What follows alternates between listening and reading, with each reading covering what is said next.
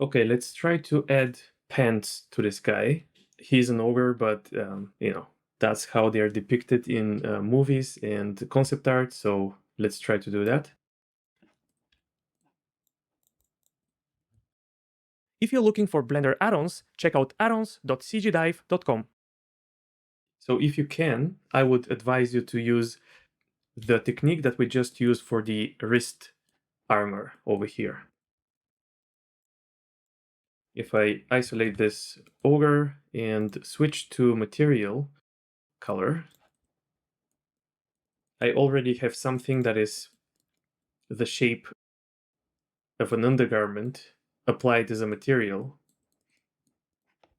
So I can go to edit mode and select one of these faces, press Ctrl L, and over here from the menu choose material. That will select this whole chunk of polygons. Shift D, duplicate them, P to separate the selection. I'm going to give them some, I'm going to give it a solidify modifier. Do exactly what we did before. Slap subdivision surface on it as well. Let's change the action to the legs action.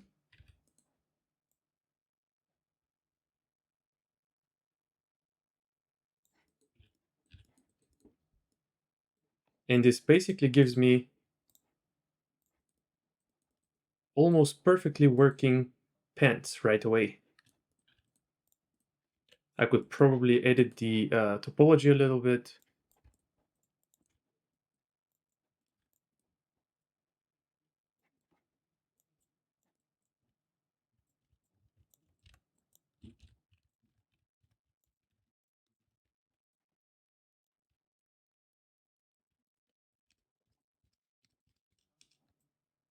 But yeah, these pants just work. The weight painting on them is pretty much perfect without any work on my part.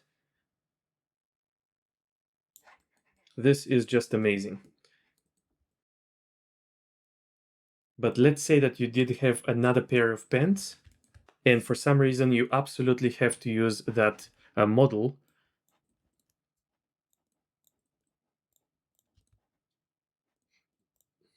I think these pens that I just created worked quite well, so I'm going to move them to the props section, and I'm going to rename them undergarment extracted, and I'll hide it. So for in the future, I'll probably use this model, but let's discuss how you can integrate another model into your rig.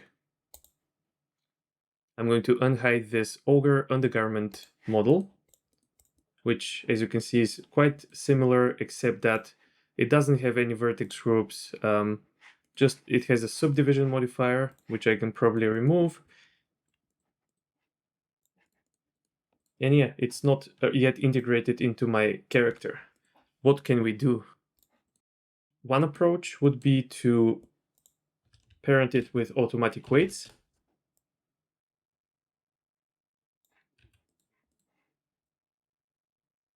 And as you can see, that's far from perfect. So I'm going to undo.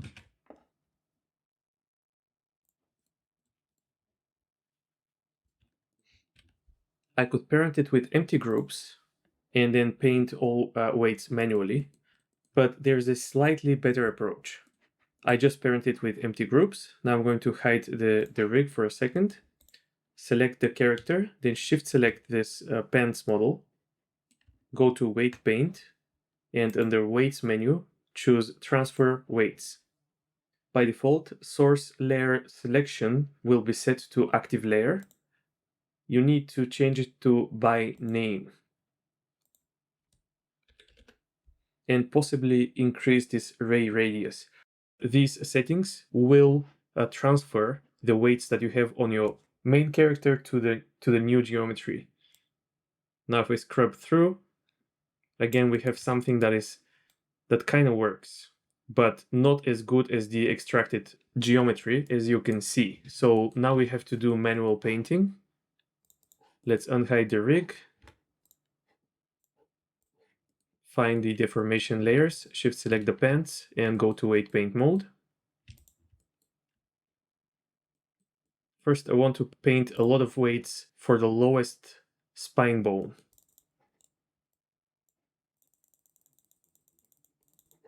Especially on the back, this whole part of the pants, of the undergarment, should be controlled by the spine, by the lowest spine.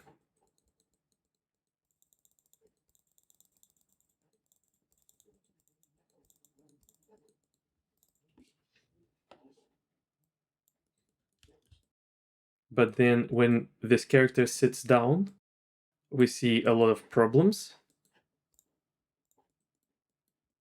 That is because the belly moves up with this belly bone, where the pants are still not very much, not influenced much by this bone, and that's why we get this big gap.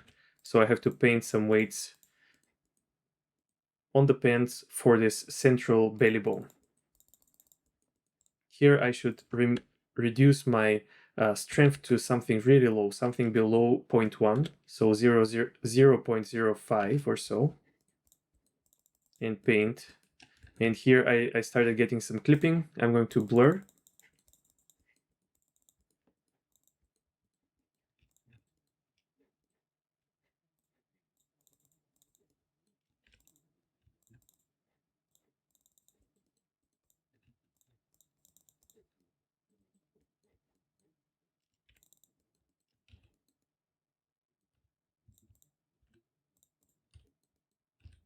So with a low strength, go between painting weights for the central belly bone and for the spine bone, and until you get something that looks good. Painting weights for the belly bone will bring the pants closer to the belly, and painting for the spine will separate them from the belly.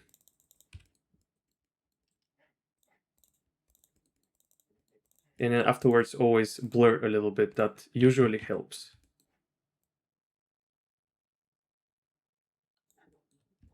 Here I can see that when the leg moves backwards, the pants move with it way too much. So I'm going to paint some weights for the spine. I'll increase the strength just a little bit. And I also want this area to be influenced by this S1 belly bone. And this area should be influenced by the S2 bone. I don't like what I see here. Let's try to blur a little bit.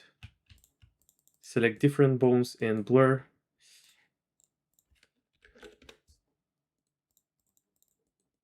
Let's paint some positive weights for the spine here in this area. A little bit of blurring.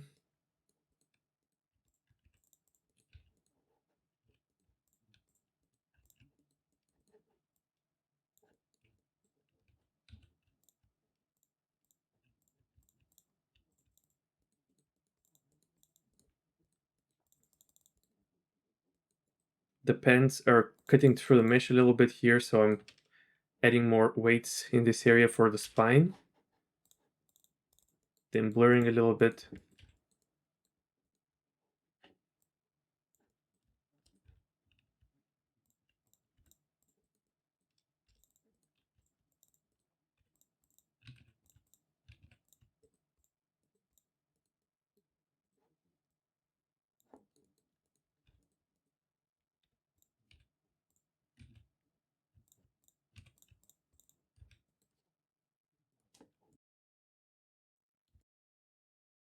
I cannot always tell for sure what is going to work. I just notice a problem area, then I select one of the neighboring bones and I try to paint some weights.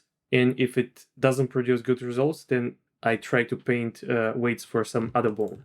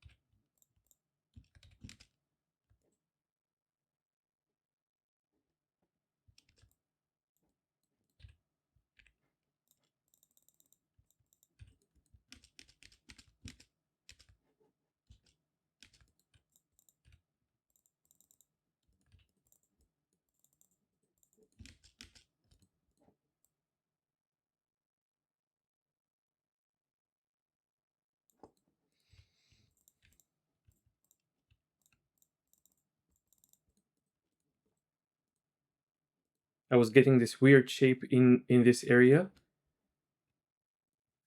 and I improved it by painting some weights in this area for the belly bone that raises.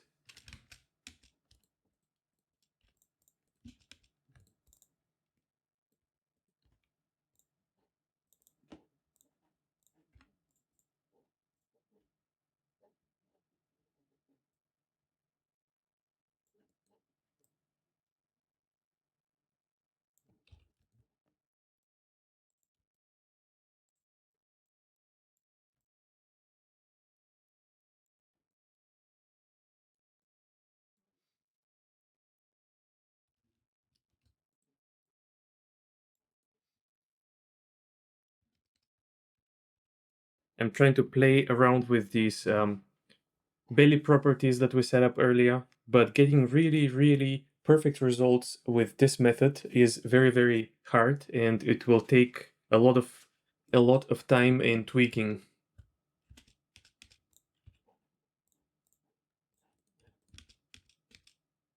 Adding corrective smooth will most likely make your life a little bit easier.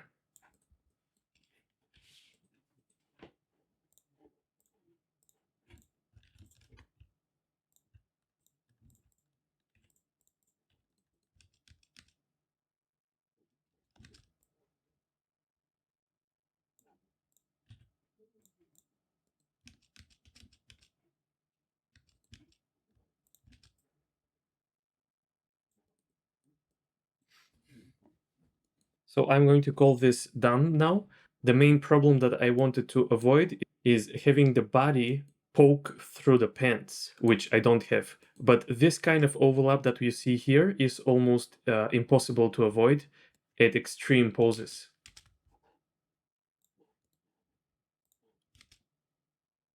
And let's compare our extracted pants.